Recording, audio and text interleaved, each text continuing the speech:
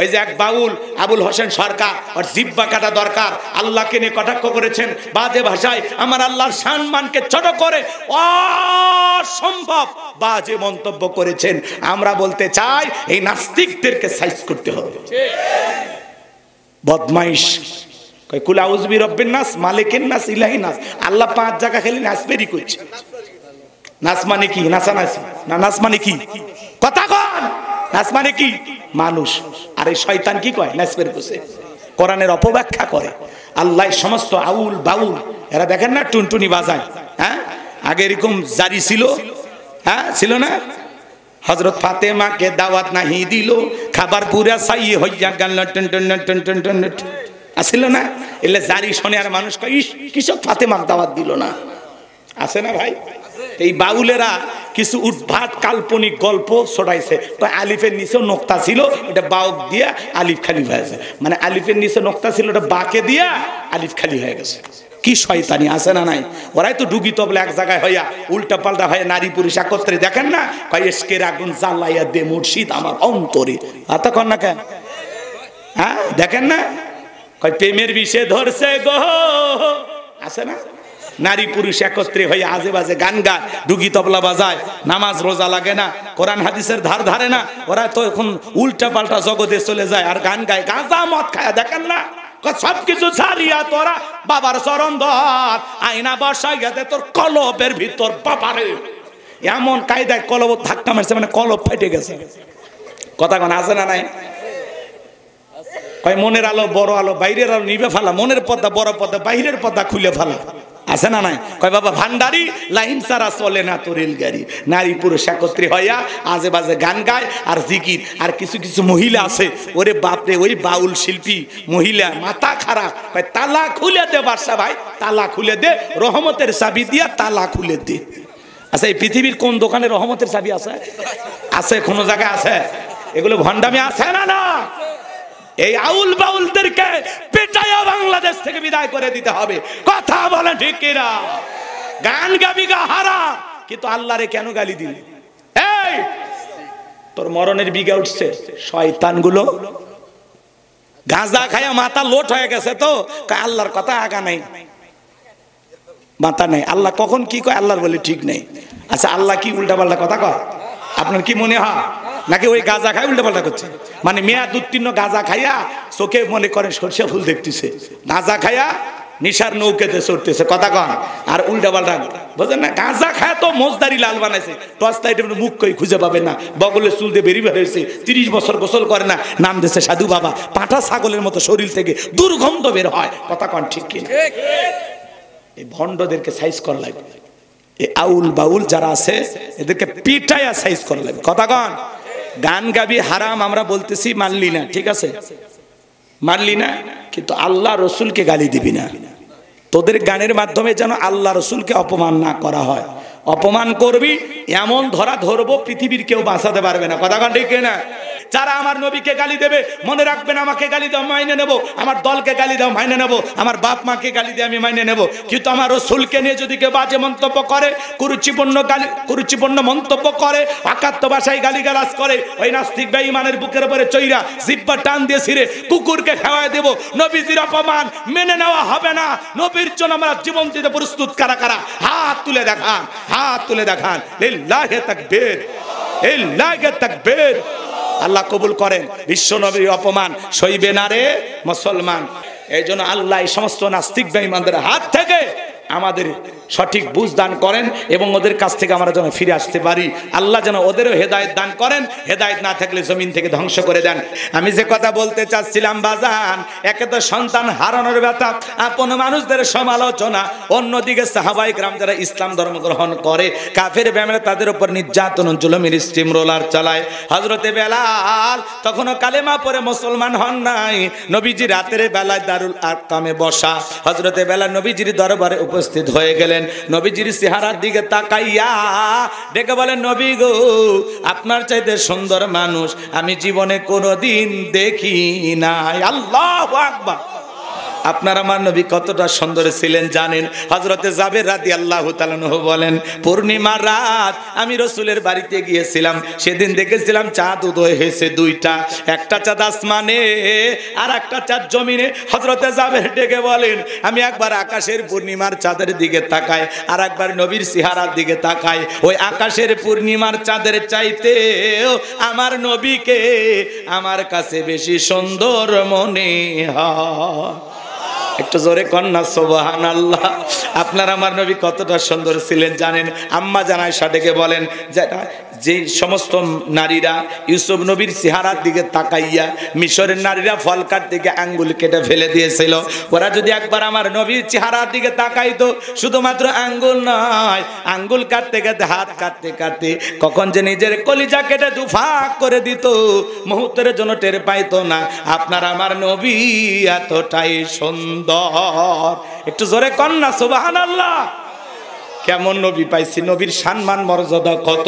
এক জায়গায় বললাম, ভাই বলেন তো আমাদের নবীর নাম কি? বলে হুজুর আব্দুল কাদের জিলানী। পীর সাহেবের নাম মুখস্থ আছে, কপাল পরা রসুলের নামটা বলতে পারে না। কেমন নবী পাইছি বাজান গো আমার।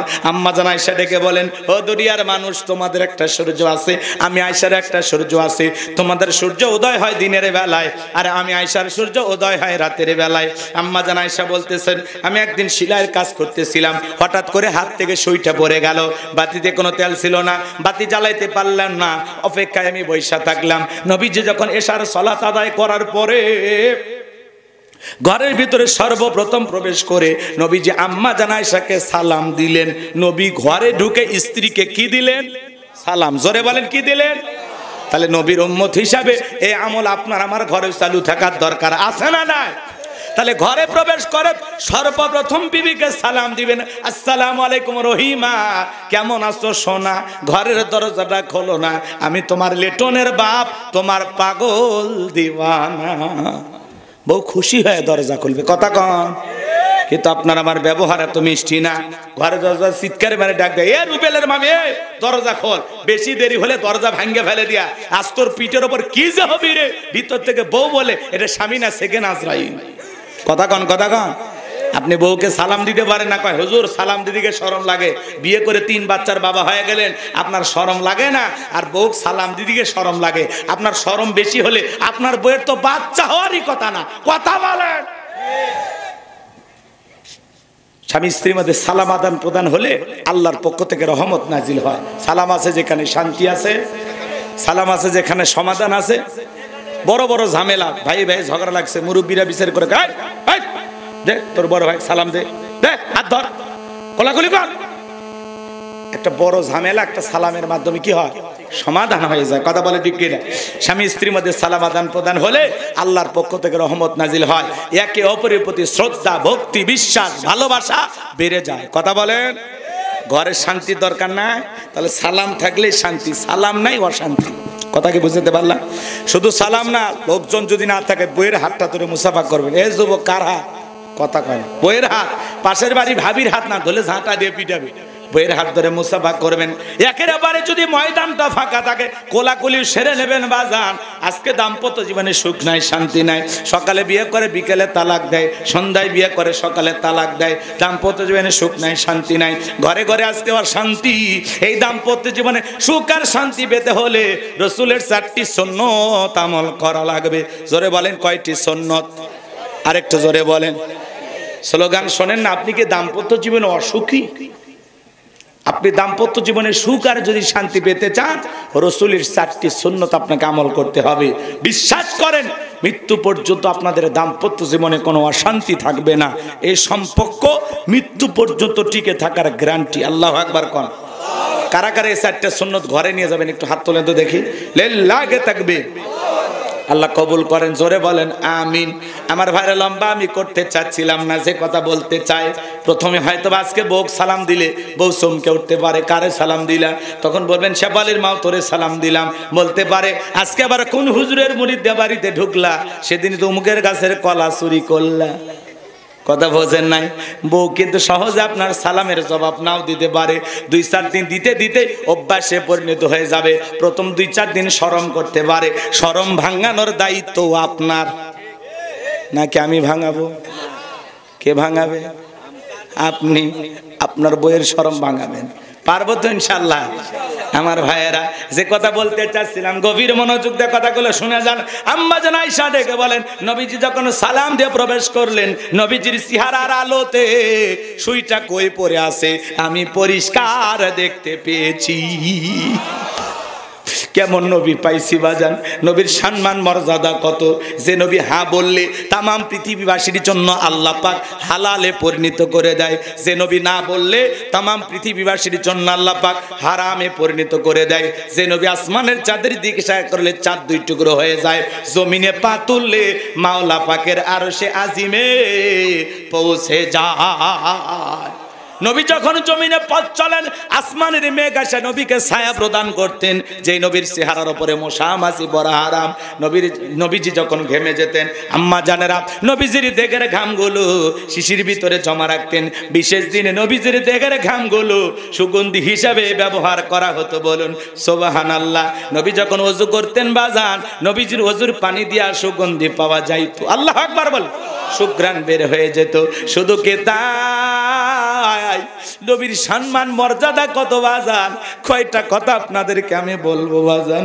যেই ছাগলের স্তনে দুধ নাই, রসুল হাত লাগা দিলে দুধই পরিপূর্ণ হয়ে যায়। যে খাবার 2-3 জন মানুষ খাবে, ওই খাবারে যদি রসুলের হাতটা লেগে যায়, শত শত মানুষ খাবার খেয়েও যেমন খাবার তেমনি থাকতো। বলুন সুবহানাল্লাহ। কেমন নবী পাইছি, কেমন নবী পাইছি। সেই নবীর কাছে বেলাল কথা মনে আছে না নাই?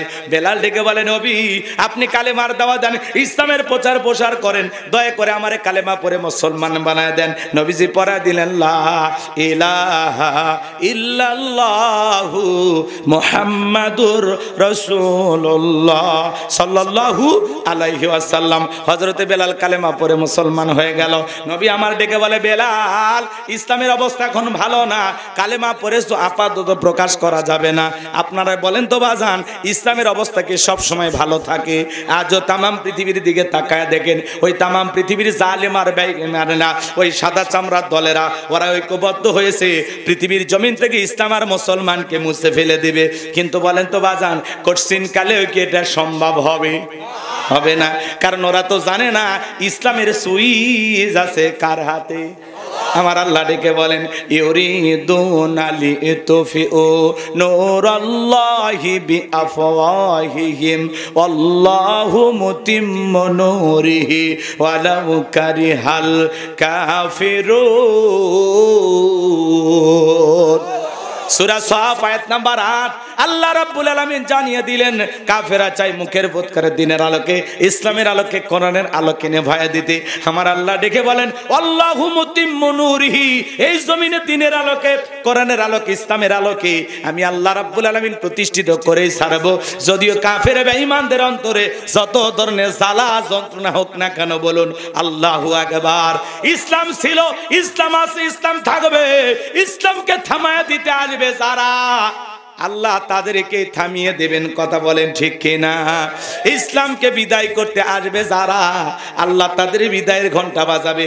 নমরুদ, ফিরাউন, আবু জাহেল যেমন পারে না, বর্তমান পৃথিবীর নেতানিয়াহু বলেন, ডোনাল্ড ট্রাম্প বলেন, আর ভারতের মোদি বলেন, এ সমস্ত জানোয়ারেরাও পারবে না। কথা কন না কে? সম্মানিত ভাইয়েরা আমার, আমি যে কথা বলতে চাচ্ছিলাম বাজান, নবী ডেকে বলে, বেলাল ইসলামের অবস্থা এখন ভালো না, কালেমা পড়ে আপাতত প্রকাশ করা যাবে না।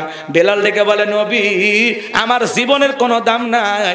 আমার মনিব ওমায়কে বলেছিলাম, উটদুম্বা ছাগল পেশাব পায়খানা করে দেয়, এই ঘরে থাকতে আমার বড় কষ্ট হয়। ওমায় ডেকে বলে, বেলাল উটদুম্বা ছাগলের দাম আমার কাছে আছে, কিন্তু তোর মতো কালো হাফসি বেলালের দাম আমার কাছে নাই। নবী আমার জীবনের কোনো দাম নাই, আপনি শুধু আমাকে দোয়া করে দেন, মৃত্যু পর্যন্ত যেন কালেমার পথে টিকে থাকতে পারি। এই কথা বলে হযরতে বেলাল চলে গেলেন। পরের দিন সকালবেলা সূর্য উদয় হয়ে গেছে, অনেকটা বেলা হয়ে গেছে, বেলাল দরজা খোলে না। অন্য চাকর যারা আছে নালিশ নিয়ে চলে গেছে ওমায়ের কাছে, যায় বলে, নেতা এখন পর্যন্ত বেলাল দরজা খোলে নাই, তাই নাকি? বলে, হ্যাঁ। ঠিক আছে চলো তো যাই। এইবার দরজায় ডাক দেয়, এই বেলাল দরজা খোল। হযরতে বেলাল দরজা খোলে না, জোরে করে ধাক্কা মারছে, যখন দরজা খুলে গেছে তখন এইবার ওমায়ে তাকায় দেখে, যেই রাত্রিতে বেলাল কালেমা পড়ে মুসলমান হয়েছে, ওই রাত্রিতে একটা উটদুম্বা ছাগলের কাছে কোনো পেশাব পায়খানা নাই। জোরে কোন মারহাবা। এইবার উমাইয়া ডেকে বলে, এই চাকরের দল, বেলালের বিরুদ্ধে মিথ্যা অভিযোগ দাও। তোমরা যখন ঘুমাচ্ছিলে বেলাল তখন ময়লা আবর্জনা পরিষ্কার করেছে, তাকায় দেখো না একটা উটদুম্বা ছাগলের কাছে কোনো পেশাব পায়খানা নাই, যাও নিজেদের কাজ করো। এই কথা বলে ওদেরকে তাড়িয়ে দিয়া এক পা দুপা করে বেলালের কাছে চলে গেলেন বাজান। হযরতে বেলাল দেয়ালে পিঠটা লাগায়া জিহ্বা নাড়ায়া জিকির করতেছে কার। এইবার হযরত বেলালকে হালকা করে ধাক্কা মারছে, যখন জবান দিয়ে কালেমার আওয়াজ বের হয়েছে তখন এইবার উমাইয়া ডেকে বলে, বেলাল রে তোর জবান দিয়ে কি শুনলাম, তুমি কি মুসলমান হয়েছো? হযরতে বেলাল ডেকে বলে, মুসলমান হয় যারা মিথ্যা কথা বলতে পারে না তারা। ওয়াকুলু কওলান সাদীদা। আল্লাহু আকবার। মুসলমানেরা হলো সত্যবাদী, মুসলমানেরা কখনো মিথ্যাবাদী হতে পারে না। আমাদের সমাজে মিথ্যাবাদী আছে না নাই?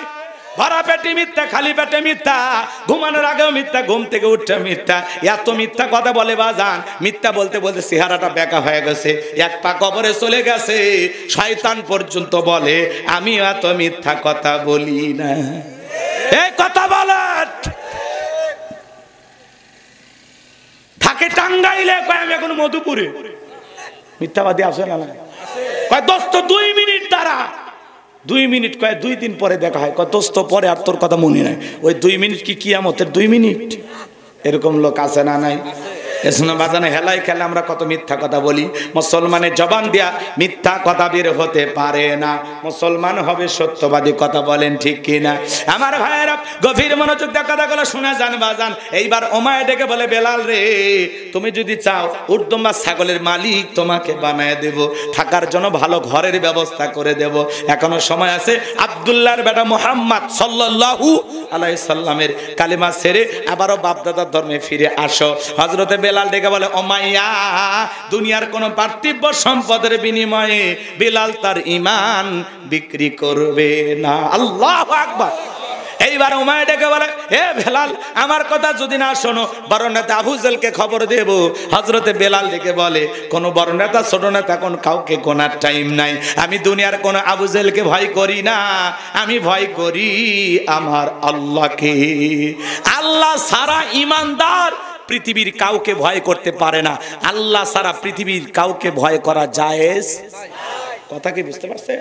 খালি ওয়াজ শোনেন না, প্রত্যেকটা পয়েন্টে পয়েন্টে 2-1টা শিক্ষা নিয়ে কথা বলি, আমলের নিয়তে শুনবেন। সামনে গেলে মজা আছে, চলেন আমার ভাইয়েরা। এইবার উমাইয়া চলে গেল আবু জেলের বাড়িতে, যা বলে নেতা সংবাদ খুব খারাপ, আমার বাড়ি কিদোদার বেলাল কালেমা পড়ে মুসলমান হয়েছে। তাই নাকি? বলে হ্যাঁ ঠিক আছে যাও আমি আসতেছি। আবু জেলের কিছু সাঙ্গপাঙ্গ ক্যাডার মাস্তান ছিল, যাদের কাজই হলো মুসলমানদের উপর নির্যাতন জুলুম চালানো। আজও তামাম পৃথিবীর দিকে তাকায় দেখবেন বাজান, জালেম বিশেষ একটা বাহিনী থাকে যাদের কাজই হলো টুপিওয়ালা দাড়িওয়ালা ইমানদারদের উপর নির্যাতন জুলুম চালানো। আজও চীনের উইঘুরে মুসলমানদেরকে ধরে নিয়ে যা উলঙ্গ করে করাত দিয়ে চেরা হয়, আজও মুসলমানদের গুলি গুলি বর্ষণ করা হয়, আজও ভারতের জমিনে গরুর গোশত খাওয়ার অপরাধে মুসলমানকে পিটানো হয়। কথা বলেন। মুসলমানেরা কি তামাম পৃথিবীতে শান্তিতে আসে? আমার বাবাজিরা দিল দিয়ে কথাগুলো বোঝার চেষ্টা করবেন। এই আবু জাহেল সাঙ্গপাঙ্গ ক্যাডার মাস্তান সাথে নিয়ে উমাইয়ার বাড়িতে হাজির হয়ে গেল। যাইকা বলে, বেলাল এই দিকে আয়। এসব কি শুনছি বেলাল, তুমি নাকি মুসলমান হয়েছো? বেলাল বলতেছে, যা শুনেছেন সত্য, আমি মুসলমান হয়ে গেছি। এইবার আবু জাহেল ডেকে বলে, বেলাল আমি তোরে পার্সোনাল ভাবে মহাব্বত করি, তোর উপর একটা বিশেষ নজর ভালোবাসা কাজ করে। বেলাল তুমি যদি চাও উটদুম্বা ছাগলের মালিক তোমাকে বানায় দেব, থাকার জন্য ভালো ঘরের ব্যবস্থা করে দেব, ব্যবসা বাণিজ্য যদি করতে চাও দিরহাম টাকা পয়সা যা লাগে তোমাকে দেব। ও বেলাল তুমি চাইতে দেরি, তোমার চাহিদাটা পূরণ করতে দেরি করব না। হযরতে বেলাল ডেকে বলে, এ আবু জাহেল দুনিয়ার সব সম্পদ যদি আমি বেলালকে দিতে চাও, দুনিয়ার সব সম্পদ ছাড়তে রাজি, নবীজির কালেমা ছাড়তে রাজি নাই। বাতিলের 5 গোলাম হয়, মাথা নত করে 1 প্যাকেট বিরিয়ানি খায়া কয়, ম্যাডাম আপনি জান্নাতি, টিকিট কনফার্ম। হুজুর আছে না? এ ভাই আপনারা কি মন খারাপ করতেছে? কোন আলেম দুনিয়ার স্বার্থের কাছে বিক্রি হতে বেলালের উত্তরসূরি যারা, এরা কখনো বাতিলের পা চাটতে পারে না। কিন্তু বলেন চাটে না? কিছু টুপিওয়ালা দাড়িওয়ালা সুবিধাবাদ জিন্দাবাদ। আলহামদুলিল্লাহ বাংলাদেশের 8টি ইসলামী দল ঐক্যবদ্ধ হয়েছে। তারা বলতেছেন আগামীতে ইসলামের বাক্স হবে একটি। আল্লাহু আকবার বলেন। তারা চাচ্ছেন আল্লাহর জমিন আল্লাহর দিন প্রতিষ্ঠিত হোক, আল্লাহ কবুল করেন। আর এর বিরোধিতা যারা করবে, এর বাহিরে যারা ষড়যন্ত্র করবে, বুঝে নেবেন ওরা হলো টাটকা মুনাফিক। কথা বলে, আমরা আল্লাহর এই জমিন আল্লাহর দিন প্রতিষ্ঠিত হোক চাই না? বলেন তো, এই কোরআন দিয়ে এই সমাজ রাষ্ট্র চলুক আমরা চাই না? এটা চাওয়া থাকা লাগবে, কবে হবে না হবে সেটা পরে কার হিসাব, কিন্তু আমরা চাই জমিন যার, আইন চলবে সে আল্লাহ, আল্লাহর পাঠানো সংবিধান দিয়ে আমরা চলতে চাই। কথা বলে, সামনে যা দুই একটা কথা বলবো, যদি সুযোগ হয়। মন খারাপ করতেছেন আমার ভাইরা, গভীর মনোযোগ দিয়ে শোনেন।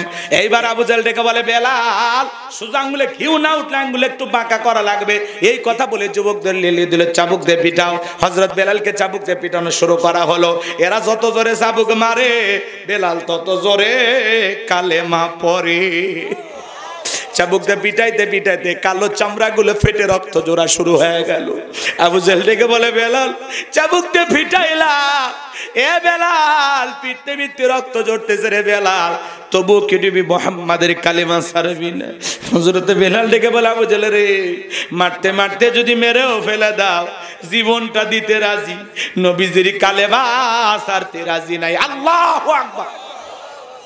এইবার আবু জাহেল ডেকে বলে, এই যুবকের দল, বেলালের পায়ে রশি লাগাও, উটের পায়ের সঙ্গে বাঁধো, আর মরুভূমির উত্তপ্ত গরম বালিতে শেষরায় শেষরিনা ঘোরা হলো।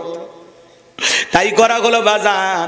হযরতে বেলালের পায়ের রশি লাগাইয়া উটের পায়ের সঙ্গে বাইদা আরবের উত্তপ্ত গরম বালিতে শেষরায় শেষরানে ঘোরা হলো। আরবের বালিগুলো এত গরম, চাল দিলে মুড়ি হয়ে যায়, এত উত্তপ্ত ফুটান্ত গরম বালি। শুধু কি তাই বাজান, বাবলা গাছের কাঁটাগুলো জিব্বার ভিতরে পেরেকের মতো মারাগুলো। ইসলামের প্রথম মুয়াজ্জিন বেলাল, কতটা নির্যাতন জুলুম চলতেছে তার উপরে বাজান। এইবার বিকেল বেলা আবু জাহেল নিয়ে এসে বলে, বেলাল রে, চাবুক দিয়ে পিটাইলাম, পায়ে রশি লাগাইয়া নিয়ে ঘুরলাম, এ বেলাল এত নির্যাতন জুলুম তোর উপরে করা হলো, তবু কি নবী মুহাম্মদ সাল্লাল্লাহু আলাইহি সাল্লামের কালেমা ছাড়বি না? হযরতে বেলাল ডেকে বলে, আবু জাহেল রে, মারতে মারতে যদি মেরেও ফেলে দাও, বেলাল নিঃশ্বাস থাকবে যতদিন, বেলাল ইসলামের পথে টিকে থাকবে ততদিন। আরেকটু জোরে বলেন না আল্লাহু আকবার। এইবার আবু জাহেল ডেকে বলে, যুবকের দল, বড় একটা পাথর নিয়ে এসে বেলালের বুকের উপরে চাপায়া দাও।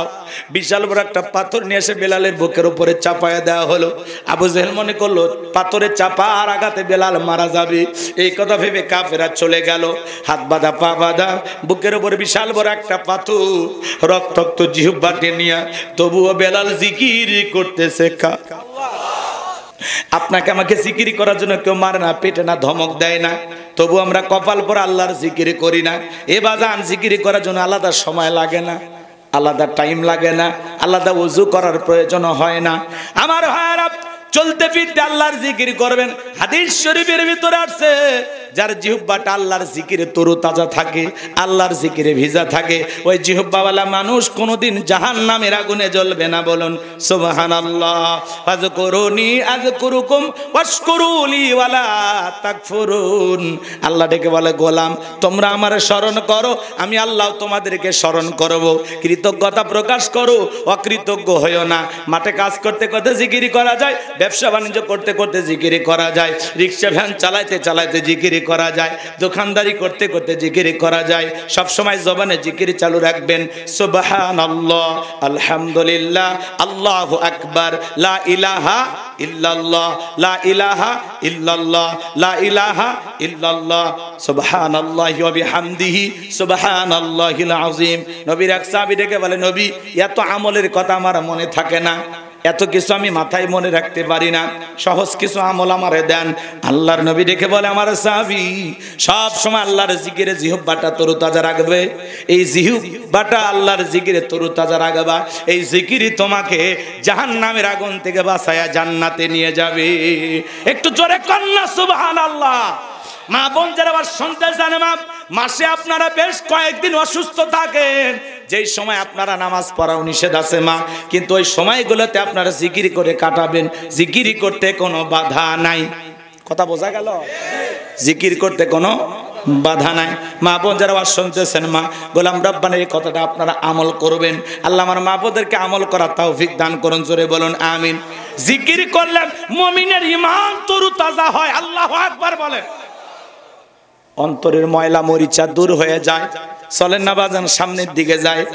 হযরতে বেলালের বুকের উপরে পাথর, রক্তাক্ত জিহ্বা দিয়ে চোখের কোণাতে পানি ঝরতেছে।